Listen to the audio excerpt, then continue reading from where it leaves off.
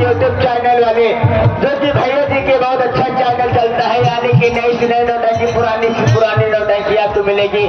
भैया जी को चैनल को लाइक करो, सब्सक्राइब करो, बेल आइकन घंटी दबाना मत भूलो। जो कि 10 रुपये भैया जी देते हैं। भैया जी से आशीर्वाद करना चाहते हैं। और इस वीडियो के लिए कहना क्या है मेरा, क्या करना है, सब्सक्राइब करें।